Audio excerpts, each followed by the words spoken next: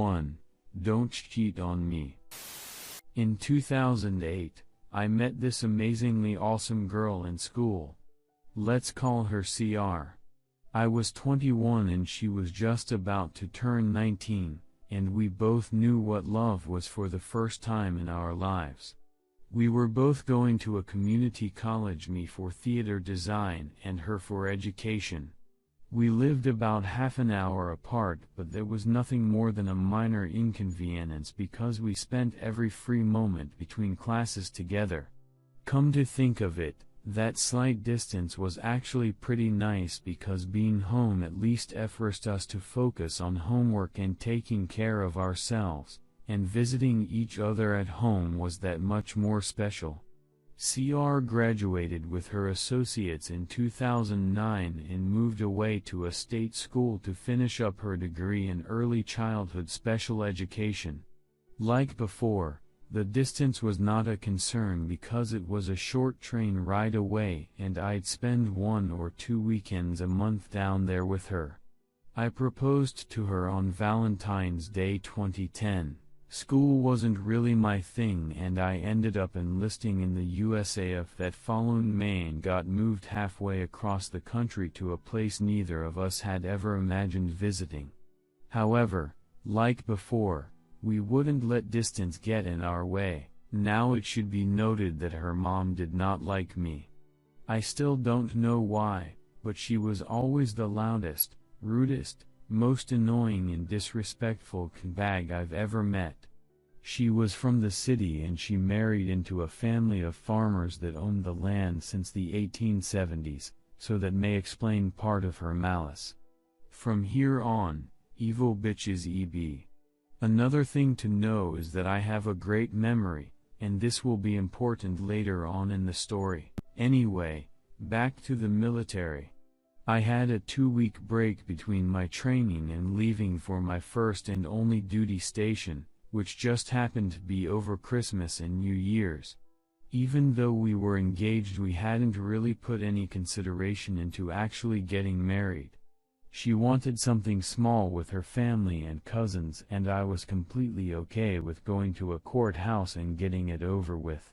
I don't want to sound like I was trying to pressure her into that, but the way I saw it, I would be living in barracks in a few weeks and being married would get me a full monthly housing allowance which I would save to have a wedding ceremony when we had time in another year or 2. Basically, get married now, don't tell anyone because they would all get hella upset for not being involved and have a fake wedding ceremony that would include both of our families and friends. It turns out that because I was living in barracks I wasn't allowed to collect the housing allowance, and when, 6 months later, they realized I was actually married, kicked me out and made me get a house on base. Either way, we didn't get married when I was home on leave and took an Amtrak train out west.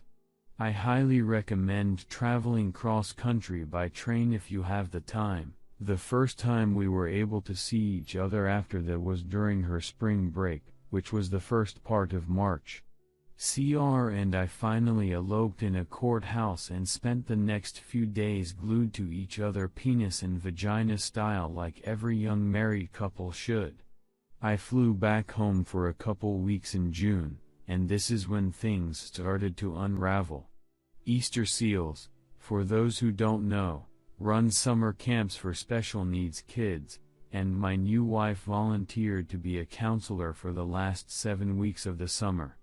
The last time I saw her that summer was just after her June birthday when I dropped her off at camp. The rest of the summer was hit or miss getting in touch with her since she was on the clock 24 hours a day for 5 days a week, and I completely understood her commitment to those kids. When she was back in school the following fall she became increasingly distant, making excuses about how her phone would be randomly dead at oddly predictable times every week. She flew out to spend Christmas with me in our new house, technically a city, mostly empty duplex, and things felt amazing like they had been. After that, however, she went back to being super reclusive like she was the previous semester. Fast forward to May 2012. I took a whole month of leave to fly home for her graduation and to help move her in with me. I barely recognized her. Every bit of CR's communication with me was forced and so phony that I should have known what was really happening all along. She had set up what she called mock interviews with a couple grade schools near her hometown, and I actually believed that she was doing it just to get experience interviewing. What an idiot. When I finally started to catch on to how serious she was about getting a job in our home state, she broke down crying and made it seem like I was forcing her to choose between me and her career, and of course I wanted to put our marriage before anything else. Obviously I returned to base without her. A couple weeks later I pressured her into telling me what the hell was going on. She fell in love with one of her fellow camp counselors and let the affair go on for about 9 months, with claims that she was going to tell me but didn't know when, the usual too guilty to tie your own shoes bullshit, and she honestly expected me to walk away from our relationship right then and there. No. I fought tooth and nail to hold us together for 2 months before filing the divorce.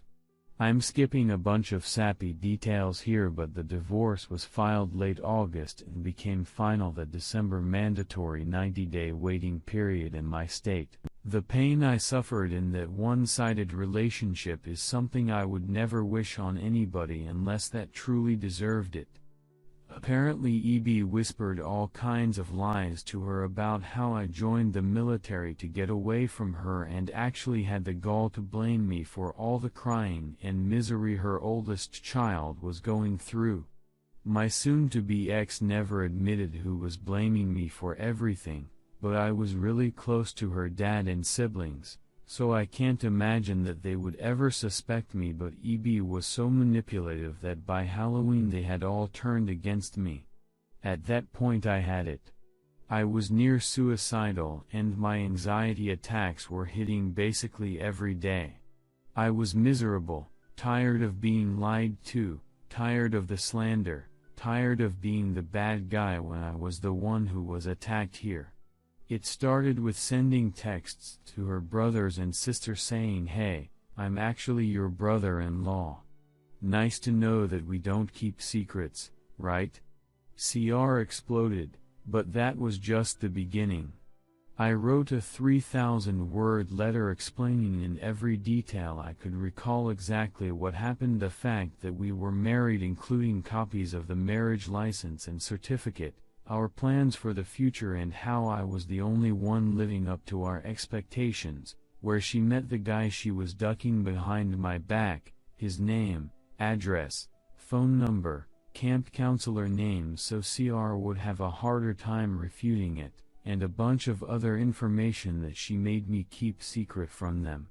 I sent copies to everyone in her extended family, well, everyone I had an address for, her roommates, the summer camp she worked at, close professors she had brought up in old conversations, and the principal of the school she ended up working at.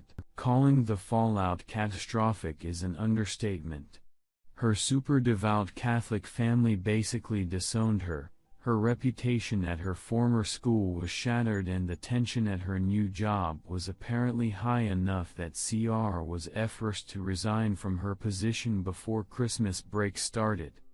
Getting those secrets off my chest was the most cathartic moment of my life. TLDR, my ex-wife and I got married in secret but never lived together. She cheated on me for almost a year and I got her disowned by her family and forced out of her first teaching job by telling everyone she was close to every dirty little secret I could remember. Edit, added a single word. Redditor's reactions. Redditor 1, cheating is one of the most shittest human actions that can be done to someone you love.